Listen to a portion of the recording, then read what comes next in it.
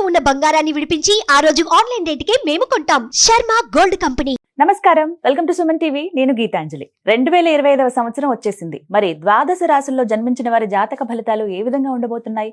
మెరుగైన ఫలితాల కొరకు ఎటువంటి పరిహారాలు వారు చేసుకోవాలి? మంచిగా ఉన్న రాశులు ఏవి, అంటే మంచి ఫలితాలను ఇచ్చేటువంటి రాశులు ఏ ఉన్నాయి, అలాగే చెడు ఫలితాలు ఏ రాశులు వారు అందుకోబోతున్నారు, ఈ వివరాలన్నీ ఇవాళ వీడియోలో నేను మీకు వివరిస్తాను. వివరించేందుకు ప్రస్తుతం మనతో పాటు ఉన్నారు ప్రముఖ జ్యోతిషులు బ్రహ్మశ్రీ నందిబట్ల శ్రీహరి శర్మ గురువు గారు. వారితో మాట్లాడదాం. గురుగారు నమస్కారం అండి. వాగర్థ వివ సంపృక్తౌ వాగర్థ ప్రతిపత్తయే జగతః పితరౌ వందే పార్వతీ పరమేశ్వరౌ. సదాశివ సమారంభాం శంకరాచార్య మధ్యమాం అస్మదాచార్య పర్యంతం వందే గురు పరంపరాం. ఆదిత్యాయ చ సోమాయ మంగళాయ బుధాయ చ గురు శుక్ర శనిభ్యశ్చ రాహవే కేతవే నమః. శృంగేరి జగద్గురు పీఠాధిపతులకి, కంచి పీఠాధిపతులకి నమస్కారములు తెలియచేసుకుంటూ కార్యక్రమాన్ని ప్రారంభిద్దాం. వీక్షించేటువంటి సుమన్ టీవీ ప్రేక్షకులకి గమనిక, ఇప్పుడు మనం చెప్పుకోబోయేటువంటి రాశి ఫలాలు ఏవైతే ఉన్నాయో అవన్నీ కూడా ఆంగ్ల నూతన సంవత్సర గమనాన్ని దృష్టిలో పెట్టుకొని జనవరి 1వ తారీఖు నుంచి డిసెంబర్ 31వ తారీఖు వరకు మాత్రమే ఉన్నటువంటి గ్రహాల స్థితిగతులను బట్టి వివిధ రాశుల వారికి ఏ విధంగా ఉండబోతుందో తెలుసుకుందాం. మనకు సాంప్రదాయానుసారంగా వచ్చేటువంటి ఉగాది నుంచి ప్రారంభమయ్యే రాశి ఫలితాలని, అనగా వచ్చే విశ్వావసునామ సంవత్సరానికి సంబంధించి ఉగాది ప్రారంభమయ్యడానికి అంటే ముందుగా మళ్ళీ ఆ యొక్క ఉగాది సందర్భంగా మళ్ళీ వివిధ రాశుల వారికి సంబంధించి రాశుల ఫలితాలు ఇవ్వడానికి ప్రయత్నం చేస్తాను. కాబట్టి ఇటువంటి దాంట్లో ప్రపంచమంతా అంగీకరిస్తున్నటువంటిది 2025 నూతన సంవత్సరం. అదేవిధంగా మనము కూడా ఆంగ్ల నూతన సంవత్సరం అనేటువంటి భావనతో ఈ యొక్క కార్యక్రమం చేస్తున్నాం. అదే ఉగాది నాడైతే మార్చి 29వ తారీఖు నుంచి మళ్ళీ 2026-28 వరకు ఉండేటువంటి గమనం వరకు ఉండేది చెప్పేటువంటిది. అవి మనం మరియు వీడియోలో తెలియజేసుకుందాం. అదే అడగబోతున్నాను గురుగారు. అంటే సాధారణంగా ఒకటే ప్రశ్న అడుగుతారు, ఉగాది కదా అసలు చెప్పాలి జాతక ఫలితాలు అనేవి, ఈ లోపు ఏంటి అంటే ఒక సాంప్రదాయంగా అది కొనసాగిపోతుంది. అంటే మనకేమని చెప్పబడింది అంటే, ధర్మం ఏం చెప్పబడింది శాస్త్రంలో అంటేనమ్మా, ప్రపంచమంతా ఏది ఒక విషయం గురించి ఒక తాటి మీద ఉంటుందో అది ధర్మమే కూర్చుంటుంది, శాస్త్రమే కూర్చుంటుందమ్మా. ఇక మరి ద్వాదశ రాశుల వారి జాతక ఫలితాలు తెలుసుకుందాం. ముందుగా గ్రహస్థితులు ఏ విధంగా ఉన్నాయో తెలియచేస్తారా? జనవరి 1, 2025 నుంచి. ఇక గ్రహస్థితిలోకి గనక గమనించుకున్నట్లయితే ముఖ్యంగా గురువు 9th మే వరకు కూడాను ఈ వృషభ రాశిలో సంచారం చేస్తున్నాడు. 9th మే నుంచి మిథున రాశిలోకి సంచారం, 9th మే నుంచి సెప్టెంబర్ 27వ తారీఖు వరకు. ఇక సెప్టెంబర్ 28 నుంచి నవంబర్ 11వ తారీఖు వరకు కర్కాటక రాశిలో. ఇక నవంబర్ 12వ తారీఖు నుంచి డిసెంబర్ 28 వరకు కర్కాటక రాశిలోనే వక్రీకరించే స్థితి పొంది ఉండడం.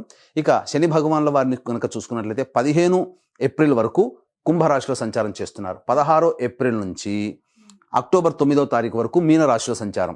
ఈ మధ్య కాలంలో జూలై 8వ తారీఖు నుంచి వక్రీకరించి మీనరాశిలోనే సంచారం చేస్తున్నాడు.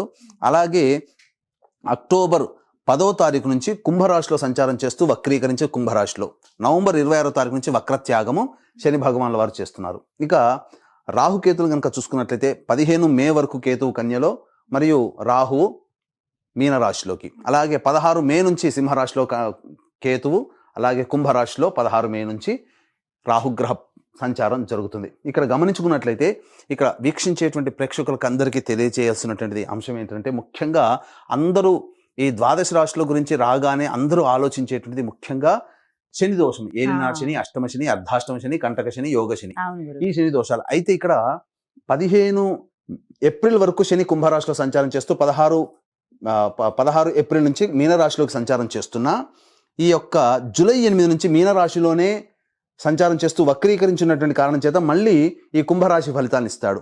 అక్టోబర్ 10న కుంభరాశిలోనే వక్రీకరించి ఉన్నటువంటి స్థితిగతుల చేత ఏమవుతుంది, మళ్ళీ మకర రాశి ఫలితాన్ని శని భగవాన్లు ఇస్తారు. కాబట్టి అర్థం చేసుకోవాల్సినటువంటి అంశం ఏంటంటే, ఎవరికి కూడాను ఈ సంవత్సరం శని భగవానుడు యోగదాయకంగా పూర్తిగా లేడు. 12 రాశుల వారికి అష్టమ శని, అర్ధాష్టమ శని, కంటక శని, యోగ శని, దాంపత్య శని, ఈ రాశుల ఈ యొక్క దోషాల శని దోషాలు ఏదో ఒక సందర్భంలో కొన్ని నెలల పాటు అందరూ రాశుల వారు అనుభవించాల్సిందే తప్ప ఇక్కడ ప్రత్యామ్నాయం లేదు. కాబట్టి ఇక కుంభరాశి వారికి ఏలినాటి శని వెళ్ళిపోతుందని సంతోషం కానీ, ఈ యొక్క సంబంధించి మకర రాశి వారికి ఏలినాటి శని వెళ్ళిపోతుందని సంతోషం కానీ, లేకపోతే కర్కాటక రాశి వారికి అష్టమ శని దోషం పోతుందని కానీ భావించాల్సిన అవసరం లేదు. వృశ్చిక రాశి వారికి అర్ధాష్టమ శని దోషం పోతుందని కూడా భావించాల్సిన అవసరం లేదు. ఎందుకంటే శని మళ్ళీ రుజుమార్గంలో వెళ్ళి మళ్ళీ వక్రమార్గం చేత వక్రగతిన సంచారం చేస్తున్నటువంటి కారణం చేత 12 రాశులు శని ప్రభావానికి గురవుతాయి. కాబట్టి ఈ సంవత్సరం అన్ని రాశుల వారు శని దోష పరిహారములు ఖచ్చితంగా చేసుకోవలసినదే, అందులో సందేహం లేదు. గ్రహస్థితులు ఏ విధంగా ఉన్నాయో తెలియజేశారు గురువుగారు. మరి వృశ్చిక రాశి వారి జాతక ఫలితాలు ఏ విధంగా ఉన్నాయో తెలియజేస్తారా? జనవరి 1వ తారీఖు నుంచి డిసెంబర్ 31వ తారీఖు వరకు వృశ్చిక రాశి వారికి ఏ విధంగా ఉండబోతుంది, గ్రహ సంచారం ఎలా ఉంటుందో మనం తెలుసుకుందాం. ముఖ్యంగా ఈ యొక్క మంచి చెడు ఈ సంవత్సరం ఎలా ఉండబోతుంది, ఏ సమయంలో మంచి జరుగుతుంది, ఉద్యోగస్తులు ఏ సమయంలో ఉద్యోగాన్ని పొందుతారు, ఏ సమయంలో ప్రయత్నం చేయాలి, మిగతా అన్ని రంగాల్లో ఉన్నటువంటి వ్యాపారస్తులకి, కులవృత్తుల్లో ఉన్నటువంటి వాళ్ళకి ఏ విధంగా ఉండబోతుంది అనే విషయాల గురించి క్లుప్తంగా తెలియజేసుకునే ప్రయత్నం చేద్దాం. ఇక ముఖ్యంగా గమనించుకున్నట్లయితే ఇక్కడ ప్రధానంగా జనవరి 1వ తారీఖు నుంచి మే 9వ తారీఖు వరకు గురువు వృషభ రాశిలో సంచారం చేస్తున్నాడు. గమనించుకోండి, చాలా జాగ్రత్తగా వినండి. గురువు గారు ఈ యొక్క వృశ్చిక రాశిలో జన్మించిన వారికి కొంతకాలం మాత్రమే యోగదాయకంగా ఉండబోతున్నాడు, గురుగ్రహ ప్రభావం. కాబట్టి 1వ తారీఖు నుంచి మార్చి 30వ తారీఖు వరకు వక్రీకరించి స్థితిగతులు ఈ యొక్క వృశ్చిక రాశి వారికి వృషభ రాశిలో ఉంటున్నాడు. కావున షష్టమ రాశి ఫలితాలు కూడా ఇస్తాడు. ఏమవుతుంది, ఒకవైపు యోగాన్ని ఇస్తూనే ఇంకొక వైపు అవయోగాన్ని కలగచేస్తున్నాడు. అంటే ఏం జరుగుతుంది, ఈ యొక్క వృశ్చిక రాశి వారికి ఆదాయం ఈరోజు ఒక 1000 రూపాయలు సంపాదించాడు అనుకోండి, మళ్ళీ సాయంకాలం కల్లా ఈ 1000 రూపాయలు కూడా ఖర్చు అయిపోతాయి. అంటే ఇవ్వడం తీసుకోవడం సమానంగా ఉంటుంది. కాబట్టి పెద్దగా లాభసాటిగా అనేటువంటిది ఉండదు. మరి ఎప్పుడు యోగంగా ఉంటుంది, 1 ఏప్రిల్ నుంచి 9 మే వరకు గురువు సంపూర్ణంగా యోగిస్తున్నాడు. కాబట్టి వివాహం కావాల్సినటువంటి స్త్రీ పురుషులకి ఈ సంవత్సరం ఈ యొక్క ఏప్రిల్ నెలలో వివాహం కుదరబోతుంది. ఏదైనా కానీ ఒక శుభము మీ ఇంట ఏప్రిల్ నెలలో ఉండబోతుంది. ఈ వృశ్చిక రాశిలో జన్మించినటువంటి వారికి గుర్తుపెట్టుకోండి. ఇక మే 9 నుంచి సెప్టెంబర్ 27వ తారీఖు వరకు మిథున రాశిలో అష్టమ గురు సంచార ప్రభావము. ఇది అంత యోగదాయకమైన కాలం మాత్రం వృశ్చిక రాశి వారికి కాదు.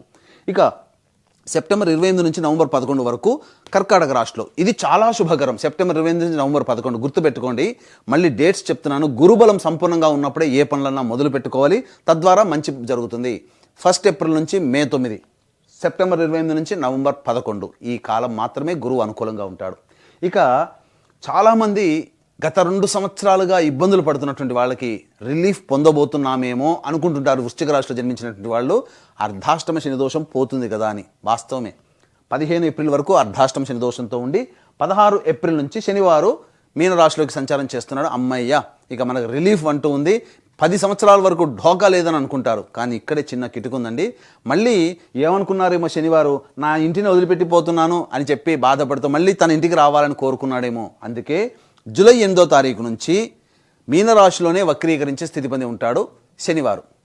కాబట్టి ఈ మీనరాశిలో వక్రీకరించినటువంటి స్థితి వలన ఏం జరుగుతుంది, మళ్ళీ అర్ధాష్టమ శని దోష ప్రభావాన్ని జూలై 8 నుంచి అక్టోబర్ 10 వరకు కలుగుతుంది.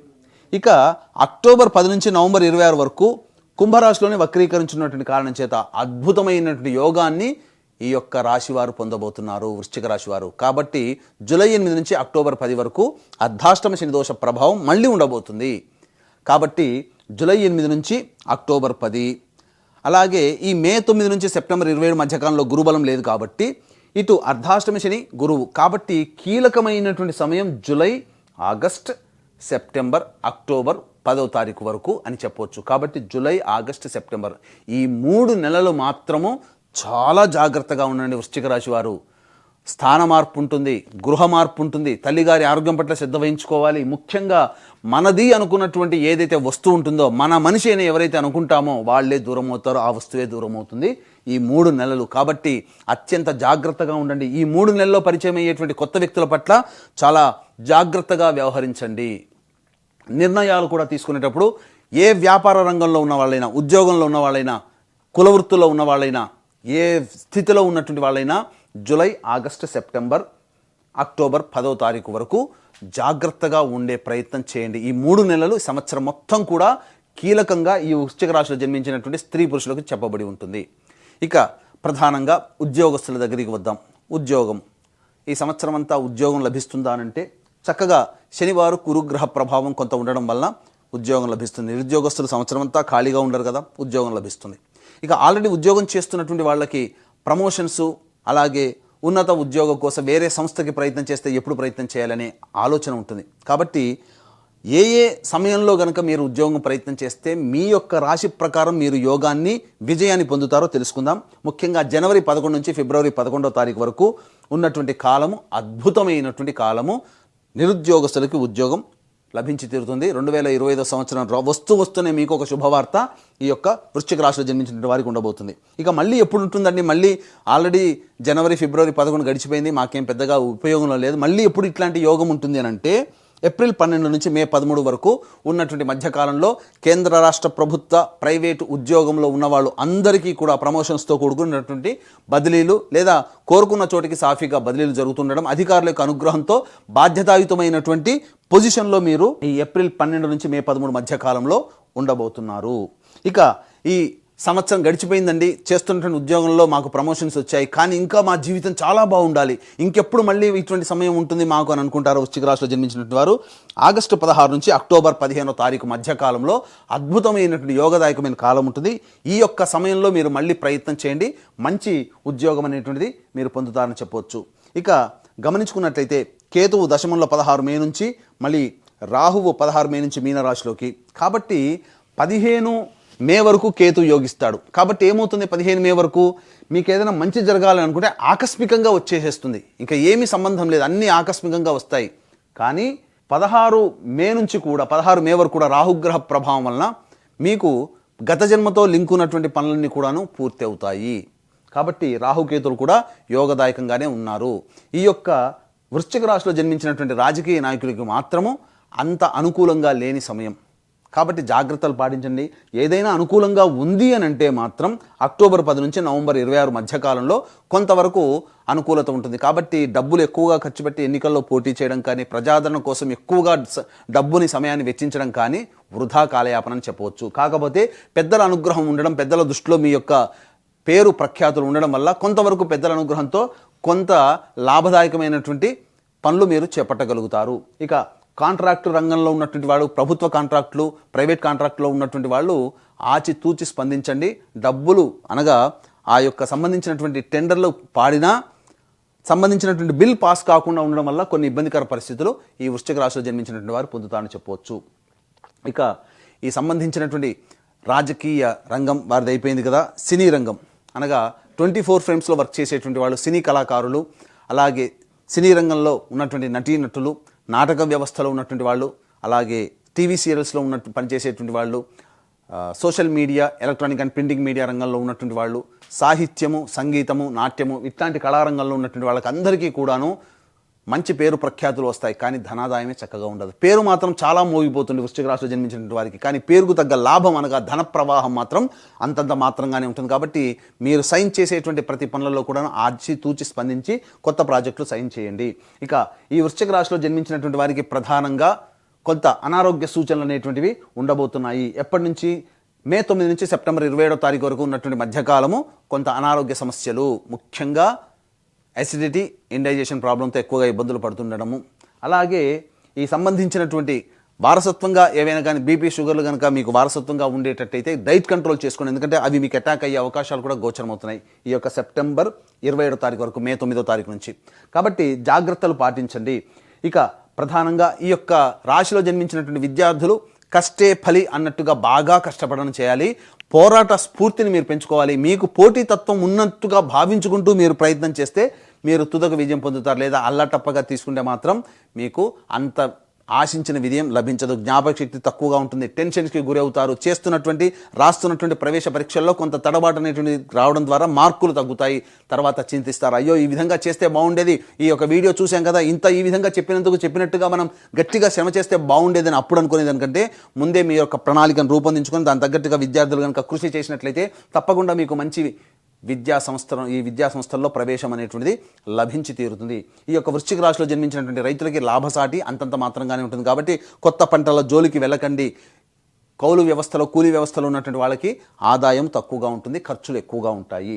ఈ యొక్క సంబంధించినటువంటి ఈ వృశ్చిక రాశిలో జన్మించినటువంటి జనరల్ స్టోర్స్, అలాగే super markets, FMCG products, boarding and lodging, తర్వాత హోటల్ వ్యాపారస్తులు, రెస్టారెంట్ వ్యాపారస్తులు, ఎడ్యుకేషనల్ బిజినెస్ చేసేటువంటి వాళ్ళు, జ్యువెలరీ రంగంలో ఉన్నటువంటి వాళ్ళు, పండ్ల వ్యాపారస్తులు, అలాగే కర్రీ పాయింట్స్ నడిపేటువంటి వాళ్ళు, తీర్థయాత్రలు, పూజా స్టోర్స్ నడిపేటువంటి వాళ్ళు, వీళ్ళకందరికీ కూడాను ఆదాయం సాధారణంగా ఉంటుంది. ఎక్కువగా వ్యాపార విస్తరణకి డబ్బులు ఎక్కువగా ఖర్చు పెట్టకండి. ఉన్న వాటితోనే వినియోగించేసుకొని ఈ 2025 సంవత్సరాన్ని నడపండి. భవిష్యత్తు ఇంకా చాలా బాగుంటుందనే విషయాన్ని గుర్తుపెట్టుకోండి. ఏది ఏమైనప్పటికీ కూడాను 1 ఏప్రిల్ నుంచి 9 మే వరకు మాత్రమే సంపూర్ణంగా యోగకాలం అనేటువంటిది విషయాన్ని గమనించుకోవాలి. మళ్ళీ నవంబర్ 12వ తారీఖు నుంచి సెప్టెంబర్ 28 నుంచి నవంబర్ 11 మాత్రమే యోగకాలం. ఈ 2 కాలాలు మాత్రమే మీకు యోగంగా ఉంటాయి. మిగతా కాలాలన్నీ కూడా ఇబ్బందికర పరిస్థితులు. అలాగే జూలై 8 నుంచి అక్టోబర్ 10వ తారీఖు వరకు అర్ధాష్టమ శనిదోష ప్రభావం. కాబట్టి వెరసి సామాన్యమైనటువంటి ఫలితాలు అనేటువంటివి పొందుతారు. ఈ యొక్క రాశిలో జన్మించినటువంటి స్త్రీలకి ప్రధానంగా పెద్దల యొక్క సహాయ సహకారాలు అందకపోవడం, ఇంట్లో పెద్దవాళ్ళు మీ మీద చీటికి మాటికి అరుస్తూ ఉండడము, మీ యొక్క పనితనానికి తగ్గట్టుగా ప్రతిఫలం పొందలేకపోవడము, అలాగే గౌరవ మర్యాదలు తక్కువగా ఉండడం, వాటి వలన కొంత మానసికమైనటువంటి చికాకుకి గురవుతారు. బాధ్యతలు ఎక్కువగా ఉండడం వల్ల శారీరక శ్రమ, ఒత్తిడి కూడా పెరుగుతుంది. తద్వారా కొంత అనారోగ్య సమస్యలు, ఏదో ఆందోళన, ఏదో కోల్పోయినటువంటి విధంగా ఈ యొక్క వృశ్చిక రాశిలో జన్మించినటువంటి స్త్రీలకి కలగబోతుంది. అయితే ప్రధానంగా చూసుకున్నట్లయితే వివాహం కావాల్సినటువంటి అబ్బాయిలకి అమ్మాయిలకి మాత్రం వివాహం నిశ్చయమవుతుంది. అలాగే సంతానం కోసం ఎదురు చూసేటువంటి మహిళామణులకి కొంత దుర్వార్తలు వినేటువంటి అవకాశంగా మిస్క్యారీస్ అయ్యేటువంటి అవకాశాలు గోచరమవుతున్నాయి. కాబట్టి జాగ్రత్తలు పాటించండి. ఇక గమనించుకున్నట్లయితే ఈ యొక్క రాశిలో జన్మించినటువంటి రియల్ ఎస్టేట్ రంగంలో ఉన్నవారు నూతన ప్రాజెక్టులు చేపట్టకపోవడమే చాలా మంచిది. లాయర్ వృత్తిలో ఉన్నటువంటి వాళ్ళు సాధారణంగా తమ వృత్తిని కంటిన్యూ చేసుకోవడం, పదవిని ఆశించి భంగపడడం తప్ప ఇంకా వేరే మార్గం లేదు. కాబట్టి పదవి ఆశించకుండా మీ పనిని మీరు చేసుకోవడం అనేటువంటిది మీరు చేసుకుంటూ పోతుంటే మంచి జరుగుతుంది. కాబట్టి కొత్త వ్యవహారాలకి వృశ్చిక రాశిలో జన్మించినటువంటి వాళ్ళు ప్రయత్నాలు చేయకండి. దైవ బలం తక్కువగా ఉంది. కింది స్థాయి ఉద్యోగస్తులు, తోటి వారి యొక్క సహాయ సహకారాలు కూడా అంతంత మాత్రంగానే ఉన్నాయి. కాబట్టి ఏ కష్టం వచ్చినా మీరు స్వయం కృషితో మీ పని మీరు చేసుకోవడం అనేది అలవాటు చేసుకుంటే 2025 సంవత్సరంలో మీరు ప్రశాంతంగా ఉంటారు. ఎదుటి వారి మీద చేస్తారులే అని వారి మీద గనక మీరు బాధ్యతలు పెట్టి గనక ఉన్నట్లయితే తుదకు అన్నింటా అపజయం పాలవుతారు. కాబట్టి మీ కష్టాన్ని మీరే నమ్ముకునే ప్రయత్నం ఈ యొక్క వృశ్చిక రాశి వారు చేయండి. అలాగే ఈ యొక్క వృశ్చిక రాశిలో జన్మించినటువంటి వారికి వివాహం అయితే భార్య లేదా భర్త, సంతానము యొక్క జాతకము, వివాహం కాకపోతే తల్లిదండ్రులు, తోడబుట్టిన వాళ్ళ యొక్క జాతకము మీ మీద ప్రభావం చూపుతుంది. కాబట్టి ఇక్కడ ప్రధానంగా ఈ వృశ్చిక రాశి వారికి 2025 సంవత్సరంలో మీ రిజల్యూషన్స్ అన్నీ కూడాను చక్కగా ఉండిపోవాలి, మంచి జరగాలి. తర్వాత ఈ యొక్క వృశ్చిక రాశి వారికి నెగిటివ్ ఎనర్జీ అనేటువంటిది మీ జీవితం నుంచి వెళ్ళిపోవాలి. పాజిటివ్ వైబ్రేషన్స్ మీ యొక్క జీవితంలో రావాలి. అలాగే మీరు కోరుకున్నటువంటివన్నీ కూడా నెరవేర్చుకోవాలంటే దైవానుగ్రహం తప్పనిసరి. కాబట్టి ఇట్టి దైవానుగ్రహం అందరికీ అందించాలనేటువంటి సదుద్దేశంతో ఈ 2025 సంవత్సరంలో ప్రతి నెల ఒక్కొక్క పుణ్యక్షేత్రంలో జాతకరీత్యా కలుగు విద్య, వివాహ, ఉద్యోగ, దాంపత్య, సంతాన, అనారోగ్య సమస్యల నివారణకి మరియు ఈ యొక్క సంవత్సరం అంతా కూడా శనివారు అన్ని రాశుల వారికి ప్రభావాన్ని చూపుతున్నారు. కాబట్టి శనిదోష నివారణ హోమాలు, గత జన్మ కర్మదోష ప్రభావాలు తొలగిపోవడం కోసం గత జన్మ కర్మదోష నివారణ హోమాలు అనేటువంటివి ప్రతి నెల ఒక్కొక్క పుణ్యక్షేత్రంలో మా పీఠం ఆధ్వర్యంలో జరిపించడం జరుగుతుంది. దీనికి శ్రీకారం జనవరి 13వ తారీఖు రోజున శ్రీకాళహస్తిలో కానీ శ్రీశైలం కానీ ఏర్పాటు చేయడం జరుగుతుంది. అవకాశం ఉన్న వాళ్ళు మీ కుటుంబ సభ్యుల గోత్రనామాల వివరాల కోసం, రిజిస్ట్రేషన్ కోసం కార్యక్రమ తదనంతరం కాంటాక్ట్ చేసి తెలుసుకోవచ్చు. అలాగే తండ్రి వైపు, భర్త వైపు 6 తరాలు, తల్లి వైపు, భార్య వైపు 3 తరాల్లో కుటుంబంలో ఏవైనా దుర్మరణాలు ఉన్నా, అలాగే కుటుంబ సభ్యులు లివర్ ప్రాబ్లం, కిడ్నీ ప్రాబ్లం మరియు క్యాన్సర్ రోగాలతో మరియు 60 సంవత్సరాల లోపల ఏ విధంగా మరణించినా వాటిని పితృదోషాలు అంటారు. కాబట్టి పితృదోష నివారణకి ప్రతి నెల నిజాయితీగా ఒక్కొక్క నెలలో ఈ యొక్క పితృదోష నివారణ కార్యక్రమం ప్రతి నెల చేయించడం జరుగుతుంది. అవకాశం ఉన్న వాళ్ళు వాటి వివరాలు కూడా తెలుసుకోవచ్చు. గురుగారు, వృశ్చిక రాశి వారి జాతక ఫలితం తెలియజేశారు. అందులోనూ ఈ సంవత్సరం అన్ని రాశులపైన శని ప్రభావం ఉంటుందన్నారు. ప్రత్యేకించి చూసుకుంటే అర్ధాష్టమ శని ఉంది వృశ్చిక రాశి వారికి. వెళ్ళినట్టే వెళ్ళి మళ్ళీ తిరిగి వస్తుంది అని అంటున్నారు. మరి పరిహారాలు ఏమున్నాయి? మొత్తంగా శుభ ఫలితాలు పొందాలన్నా, ఆ శనిగ్రహ బాధలు ఎక్కువగా ఉండకుండా ఉండాలి అన్నా ఎటువంటి పరిహారాలు చేసుకుంటే మంచిదంటారు వృశ్చిక రాశి వారు? వృశ్చిక రాశిలో జన్మించినటువంటి వారికి ఈ సంవత్సరం అంతా కూడాను సమస్యలు తొలగిపోవాలి అనంటే ప్రతిరోజు దత్త అష్టకం, రుద్ర కవచం, కాలభైరవాష్టకం రోజుకి 3 సార్లు పఠించండి. మీకు మంచి జరుగుతుంది.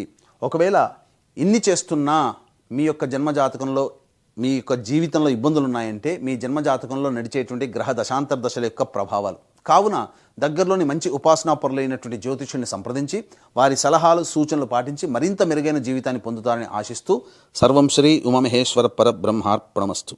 చాలా చక్కగా వివరించారండి. ధన్యవాదాలు.